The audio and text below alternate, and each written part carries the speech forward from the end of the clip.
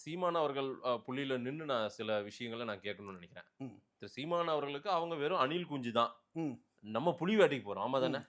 நமக்கு அவங்க பொருட்டே கிடையாது. தட்டி விட்டு போலாம். ஆமா தானே? ம். அதுக்கு ஏன் இவ்ளோ மெனக்கெடல்? இவ்ளோ ஏன் பேசணும்? இல்ல, தேவையே கிடையாதுல்ல. இல்ல. கடந்து இது போயிருவோம்ல. எங்க இருந்து ஆரம்பிச்சதுனாக்கா, நீங்க ரொம்ப டெக்னிக்கலா யோசனை பண்ணீங்கன்னா, உங்களுக்கு தெரிய வரும். ஏற்கனவே நான் சொல்லியிருக்கிறேன்னு நெனைக்கிறேன் உங்களுக்கு.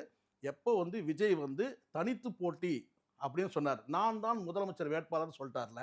அப்பதான் இந்த பிரச்சனை வந்து. ஏன்னா, ம். இங்க வந்து கட்சி தொடங்குனது வந்து இந்த 2 ஆண்டு காலம் வந்து 2 ஆண்டு காலம் வந்து ஏறக்குறைய 2 ஆண்டு காலம் வச்சுக்கோங்க. 2 ஆண்டு காலம் கேட்டா வந்து ஜான் ஆரோக்கியசாமி என்ன கேட்டா ஒரு துண்டு போட்டு வச்சிருந்தாரு எல்லா இடத்துலயும்.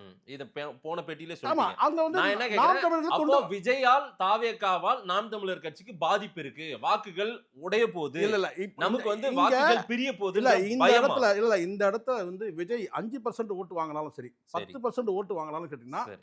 சர்வ கட்சியில இருந்தா வந்து வருமே தவிர, ரைட். நீங்க குறிப்பிட்டு வந்து நாம் தமிழர்ல இருந்து மட்டும் தான் அந்த வாக்குகள் இல்ல அது போகும். நாம் தமிழருக்கும் பாதிப்புன்னு இருக்கலாம், நினைக்கிறாரா நிச்சயமா சீமான்? இருக்கலாம். சீமான் நிச்சயமா நினைக்கிறாரா? இருக்கலாம். இப்போ நான் கேட்கிற வந்து கேட்டா பெரும்பகுதி வந்து பார்த்தீங்கன்னா வந்து இப்போ நாம் தமிழ் வந்து பல பேர் விலகுனாங்க. ஆ. அந்த விலகுன வந்து முக்கிய நபர்கள் சில பேர் இருந்தாங்க, முக்கியமல்லாத நபர்கள் இருந்தாங்க, மாவட்ட அளவுல இருந்தாங்க. உங்களுக்கு தெரியும். தினம் 10 பேர் போயிட்டாங்க. அவங்கலாம் எங்க போனாங்க? ம். அவங்கலாம் எங்க போனாங்கன்னு கேட்டா வேல்முருகன்ட்ட போயிட்டாங்க. சரி. இப்போ ஒருவேளை வந்து விஜய் வந்து ஆரம்பத்துல இருந்தே வந்து பார்த்தீங்கன்னா, எந்த கட்சியோட இந்த நிலைப்பாட முதல்ல எடுத்திருந்தா, தனித்து போட்டி, நாங்க தான் மாற்று, நாங்க தான் முதன்மை சக்தின்னு சொல்லிட்டு 360 டிகிரில எல்லாரையும் அடிச்சிருந்தாருன்னு வச்சுங்க. ம். பண்ணியிருந்தாருன்னா, இப்ப நாம் தமிழ் வந்து பிரிஞ்சு போனவங்க கூட வந்து பார்த்தீங்கன்னா, இவர்ட்ட வந்திருக்கலாம். இப்ப நாம் தமிழ்ல பிரிஞ்சு போனவங்க எங்க போயிருக்காங்க? வேல்முருகன்ட்ட போயிருக்காங்க. ம். தாவேகாவுக்கு போயிட்டாங்க. தாவேகாவுக்கு போவே இல்ல. ம். அப்ப இதுல இருந்து என்ன தெரியுதுன்னா, இவங்களுடைய பலவீனம் வந்து பார்த்தீங்கன்னா, ஏதோ ஒரு வகையில இப்ப நான் கேட்கிறேன் நாம் தமிழர் பலவீனமானவங்களா இருந்தா, நாம் தமிழர் வந்து இப்படி டேரிங்கா இப்படி பேச மாட்டாங்களே. ம்.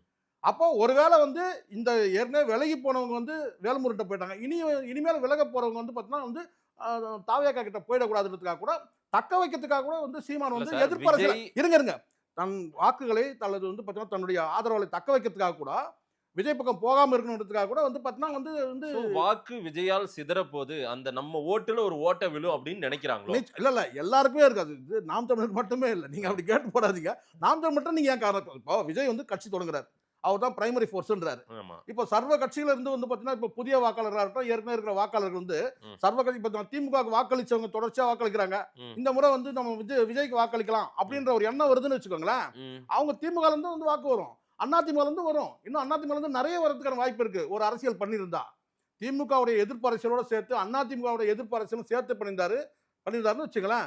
இன்னைக்கு வந்து பார்த்தீங்கன்னா எடப்பாடி தலைமையை விரும்பாதவங்க கூட வந்து விஜய் கிட்ட வந்து